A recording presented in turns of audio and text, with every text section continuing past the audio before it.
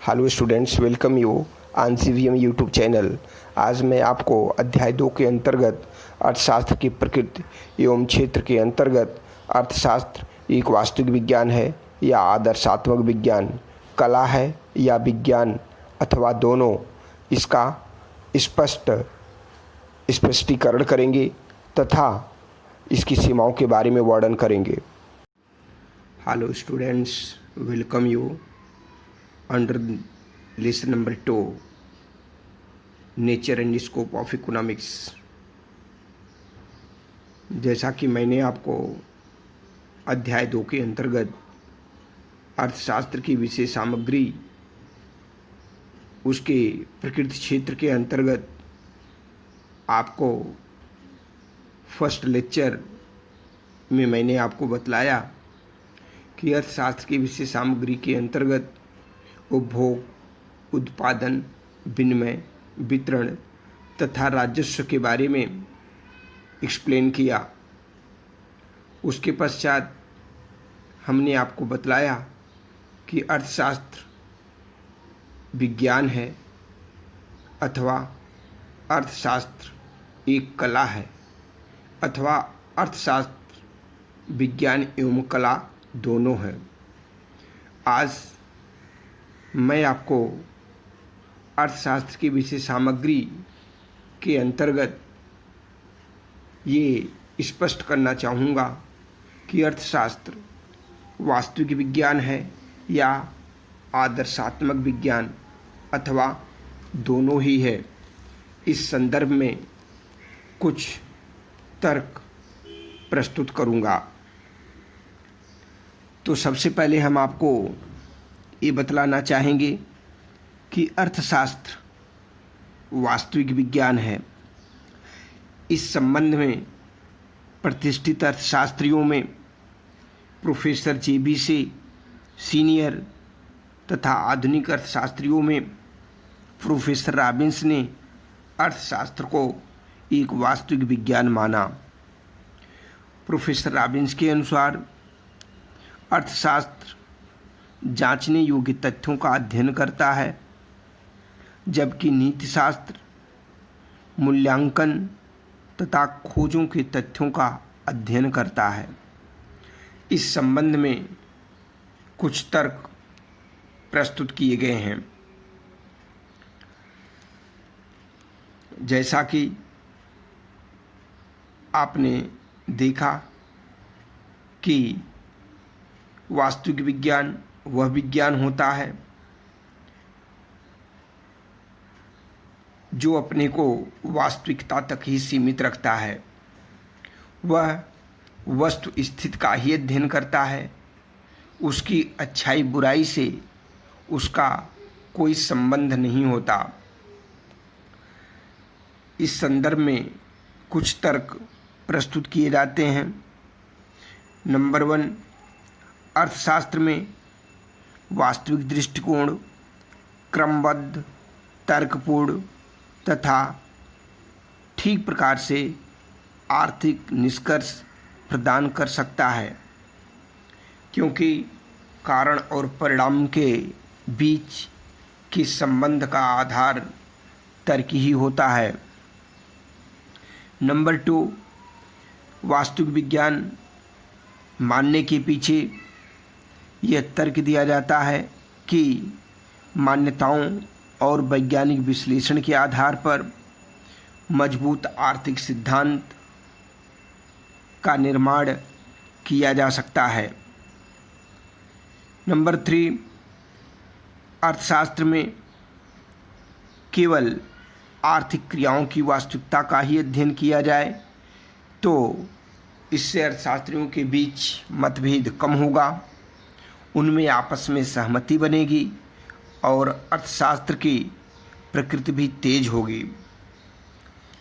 Professor Robins ने लिखा है कि साधनों की सीमितता के कारण मनुष्य को अपनी श्रेष्ठ कार्यकुशलता के अनुसार कार्य करना चाहिए। उसे वही कार्य करना चाहिए जिसमें उसे विशिष्टता प्राप्त हो। यदि मानव सभी कार्यों को करने लगेगा तो उसका समय तथा धन दोनों का अपव्यय होगा। अतः अर्थशास्त्री को कारण तथा परिणाम के बीच में ही सीमित रहना चाहिए। जहाँ तक प्रश्न है आदर्शात्मक विज्ञान की, तो आदर्शात्मक विज्ञान केवल तथ्यों की व्याख्या ही नहीं करता, बल्कि उनकी अच्छाई बुराई के बारे में सुझाव भी देता है। आदर्श विज्ञान क्या होना चाहिए का अध्ययन करता है। जो अर्थशास्त्री अर्थशास्त्र को केवल एक वास्तविक विज्ञान मानते हैं, वे इस संबंध में अनेक तर्क एवं कारण प्रस्तुत करते हैं। जैसा कि मैंने आपको बतलाया कि कारण और परिणाम के बीच संबंध को स्थापित करना बड़ा कठिन होता है। उनके अच्छे बुरे परिणामों की व्याख्या करना मुश्किल होता है। यदि वे ऐसा करेंगे तो अन्य शासक लोग क्या करेंगे? अतः हम कह सकते हैं कि अर्थशास्त्र एक वास्तविक विज्ञान ही है। जबकि अनेक अर्थशास्त्री अर्थशास्त्र को आदर्शात्मक विज्ञान मानते हैं। उनका मत है कि अर्थशास्त्र में से इसके आदर्श पहलू को यदि निकाल दिया जाए तो यह बेजान हो जाएगी। वास्तव में भी आर्थिक सिद्धांत प्रतिपादित किए जाते हैं। इनका उद्देश्य मानव कल्याण में वृद्धि करना होता है। इन अर्थशास्त्रियों के अनुसार अर्थशास्त्र उद्देश्यों के प्रति तटस्थ नहीं रह सकता। अर्थशास्त्र में मानवीय आर्थिक क्रियाओं का अध्ययन किया जाता है। अन्य विज्ञानों की विषय वस्तु बेजान होती है, परंतु अर्थशास्त्र जीवित एवं विवेकशील मनुष्य की क्रियाओं का अध्ययन करता है। उस पर केवल आर्थिक घटनाओं का ही नहीं, वरन दया, प्रेम, भावुकता आदि का भी प्रभाव पड़ता है। इस प्रकार से हम कह सकते हैं कि अर्थशास्त्र न केवल एक वास्तविक विज्ञान है, बल्कि आदर्शात्मक विज्ञान भी है। इस संबंध में प्रसिद्ध अर्थशास्त्री फ्रेजर, हेंडरसन एंड क्वांट आदि अर्थशास्त्रियों ने अर्थशास्त्र को आदर्शात्मक विज्ञान माना है। इस संबंध में उन्होंने अपने तर्क को प्रस्तुत किया है। उनका कहना है कि मानव भावुक एवं तार्किक होने के साथ ही साथ मानव व्यवहार के दोनों दृष्टिकोणों का अध्ययन करना आवश्यक होता है। अर्थशास्त्र वास्तविक विज्ञान के साथ ही साथ आदर्शात्मक विज्ञान भी है। उनके अनुसार अर्थशास्त्र वास्तव में सामाजिक कल्याण का वाहक होता है। अतएव आदर्शात्मक विज्ञान के रूप में इसका उपयोग अधिक महत्वपूर्ण होगा। अर्थशास्त्री को आर्थिक क्रियाओं के साथ साथ यह भी विचार करना चाहिए कि उसे अधिक उपयोगी एवं प्रभावशाली कैसे बनाया जाए। यह तर्क सही नहीं है कि अर्थशास्त्री किसी विषय का अध्ययन करे, कारण परिणाम के संबंध की व्याख्या करे और समाधान खोजने की जिम्मेदारी नीतिशास्त्रियों या राजनेताओं को दे दे। जैसा कि इन अर्थशास्त्रियों के अनुसार अर्थशास्त्र के स्वरूप में निरंतर परिवर्तन होता रहता है। आज अर्थशास्त्र कल्याणकारी अर्थशास्त्र के रूप में तेजी से विकसित हो रहा है। आर्थिक नियोजन तथा सामाजिक सुरक्षा जैसे विषय अर्थशास्त्र के महत्वपूर्ण विषय बन गए हैं। ऐसी स्थिति में अर्थशास्त्र के आदर्शात्मक पहलू की अवहेलना करना उचित नहीं होगा। समाज के उत्थान में भी ये अर्थशास्त्र एक सामाजिक विज्ञान होने के नाते उसके आदर्शात्मक पहलू को भुलाया नहीं जा सकता। इस प्रकार से हम कह सकते हैं निष्कर्ष के रूप में कि अर्थशास्त्र एक वास्तविक विज्ञान तथा आदर्श विज्ञान होने के साथ ही साथ कला भी है।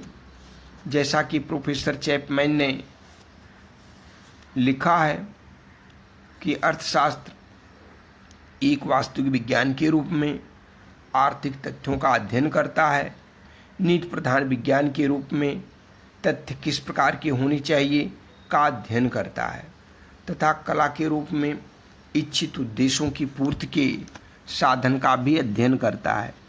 अतः हम कह सकते हैं कि अर्थशास्त्र विज्ञान एवं कला होने के साथ ही साथ यह वास्तविक तथा आदर्शात्मक विज्ञान भी है।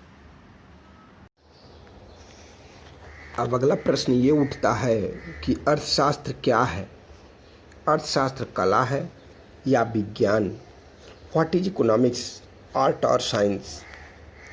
तो अर्थशास्त्र क्या है, कला है या विज्ञान है? जैसा कि मैंने आपको इस संबंध में बतलाया कि अर्थशास्त्रियों में विभिन्न मत हैं। कला सैद्धांतिक जानकारी देती है, जबकि विज्ञान सैद्धांतिक जानकारी को व्यवहारिक रूप में प्रस्तुत करता है। विज्ञान उन परीक्षणों पर आधारित होता है जो कि नियंत्रित होते हैं तथा परिकल्पनाओं को संतुष्ट करते हैं। अर्थशास्त्र में मानव के व्यवहार का अध्ययन किया जाता है जो परीक्षणों पर आधारित न होकर प्रभाव को दर्शाता है। वास्तव में अगर ये देखा जाए तो वास्तविक विज्ञान के रूप में अर्थशास्त्र कारणों एवं परिणामों के बीच संबंध को बताता है। वह इस बात की व्याख्या करता है कि वह क्या होता है, क्यों होता है और कैसे होता है। यह आर्थिक कार्यों की अच्छाई या बुराई, सही या गलत के संबंध में कुछ भी नहीं कह सकता। यह विवेक पर आधारित होता है। आदर्शात्मक विज्ञान नीति संबंधी तथ्यों का विवेचन करता है, अर्थात क्या होना चाहिए, किसी दी हुई परिस्थिति में क्या करना चाहिए। आदर्शात्मक विज्ञान के रूप में अर्थशास्त्र आर्थिक घटनाओं एवं कार्यों की अच्छाई बुराई पर प्रकाश डालता है। इस प्रकार से हम कह सकते हैं कि अर्थशास्त्र एक वास्तविक तथा आदर्शात्मक विज्ञान है। लेकिन यदि अर्थशास्त्र को देखा जाए कि ये कला है, तो कला से तात्पर्य ये है कि किसी लक्ष्य की पूर्ति कार्य कुशलता के साथ करना ही कला कहलाता है। कला हमें व्यवहारिक ज्ञान प्रदान करती है। यह समस्या का विश्लेषण ही नहीं अपितु समाधान भी करती है। जो समस्याएं विशुद्ध रूप से आर्थिक प्रकृति की होती हैं, उन पर अंतिम निर्णय अर्थशास्त्र ही ले सकता है। अर्थशास्त्र का मुख्य उद्देश्य होता है कि व्यक्ति तथा समाज के कल्याण को अधिकतम करे। किसी निश्चित लक्ष्य को प्राप्त करने के लिए अर्थशास्त्र या सरकार द्वारा अपनाई गई नीतियों को कला कहा जाता है। यदि कला के रूप में अर्थशास्त्र का अध्ययन किया जाए तो इससे आर्थिक सिद्धांतों की जांच करने में सहायता मिलेगी तथा सिद्धांतों के सही या गलत होने का पता भी लगाया जा सकता है, जिससे नए सिद्धांतों का प्रतिपादन संभव है। इस प्रकार से हम कह सकते हैं कि अर्थशास्त्र का विस्तृत क्षेत्र होने के कारण इसे कला एवं विज्ञान के मिश्रण के रूप में देखते हैं। तो कला भी है एवं विज्ञान भी है। अर्थशास्त्र कला होने के साथ ही साथ विज्ञान भी है। विज्ञान के रूप में यह न केवल वास्तविक विज्ञान बल्कि आदर्शात्मक विज्ञान भी है। अर्थशास्त्र विषय के सैद्धांतिक एवं व्यवहारिक दोनों पक्षों का अध्ययन करता है। सैद्धांतिक पक्ष इसके वैज्ञानिक स्वरूप से संबंधित है, जबकि व्यवहारिक पक्ष कला से संबंधित है। सैद्धांतिक अर्थशास्त्र विज्ञान है तथा व्यवहारिक अर्थशास्त्र कला है। एक अर्थशास्त्री के भी वैज्ञानिक के भांति दो रूप हो सकते हैं, एक वैज्ञानिक के रूप में तो दूसरा एक अच्छे नागरिक के रूप में। अतः विज्ञान को कला की आवश्यकता है तथा कला को विज्ञान की आवश्यकता है, जो एक दूसरे के पूरक हैं। हम जानते हैं कि अर्थशास्त्र के अंतर्गत एक व्यक्ति, एक फर्म, एक समाज या एक अर्थव्यवस्था का अध्ययन करते हैं, इसलिए इसे सामाजिक विज्ञान भी कहा जाता है। जैसा कि मैंने आपको बताया कि अर्थशास्त्र कला भी है, विज्ञान भी है। यह हमें सैद्धांतिक एवं व्यवहारिक ज्ञान के बारे में सिखाता है। अर्थशास्त्र हमें ये सिखाता है कि एक उत्पादक अपना लाभ अधिकतम कैसे करे, किस तरीके से वह लाभ अर्जित करे। अधिकांशतः इसका एक ही उत्तर मिलता है कि वह अपने लागत को न्यूनतम करते हुए अधिक से अधिक लाभ अर्जित करे। इस दृष्टिकोण से अर्थशास्त्र न केवल एक विज्ञान है बल्कि एक कला भी है। अर्थशास्त्र में 9 सिद्धांतों के विकास में गणित का भी उतना ही योगदान है जितना कि दिल्ली विश्वविद्यालय के अर्थशास्त्र ऑनर्स कोर्स में गणित का ज्ञान होना अति आवश्यक समझा जाता है। इस प्रकार अर्थशास्त्र एक वैज्ञानिक विषय है तथा विज्ञान प्रयोग द्वारा सिद्ध होता है। इस संबंध में ये कहा जा सकता है कि अर्थशास्त्र एक कला होने के साथ ही साथ एक विज्ञान भी है। इस दृष्टि से देखें तो कुछ विश्वविद्यालय अर्थशास्त्र में बीए एवं एमए की डिग्री प्रदान करते हैं तथा कुछ विश्वविद्यालय जैसे लंदन स्कूल ऑफ इकोनॉमिक्स अर्थशास्त्र में बीएससी, एमएससी की डिग्री प्रदान करते हैं।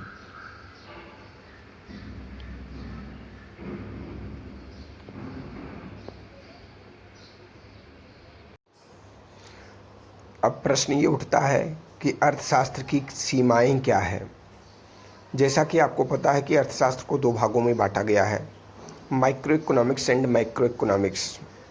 माइक्रो इकोनॉमिक्स मीन्स व्यष्टि अर्थशास्त्र, माइक्रो इकोनॉमिक्स मीन्स समष्टि अर्थशास्त्र। व्यष्टि अर्थशास्त्र के अंतर्गत विशेष फर्मों, विशेष परिवारों, व्यक्तिक कीमतों, मजरियों, आर्यों, व्यक्तिक उद्योगों, विशिष्ट वस्तुओं आदि का अध्ययन किया जाता है, जबकि समष्टि अर्थशास्त्र के अंतर्गत संपूर्ण देश की अर्थव्यवस्था का अध्ययन किया जाता है। तो व्यष्टि अर्थशास्त्र की जो प्रमुख सीमाएं हैं, दोष हैं, वे निम्न प्रकार हैं। व्यष्टि अर्थशास्त्र में केवल व्यक्तिगत इकाइयों का अध्ययन किया जाता है और इसलिए अर्थव्यवस्था का पूरा चित्र हमारे सामने उभर कर नहीं आ पाता।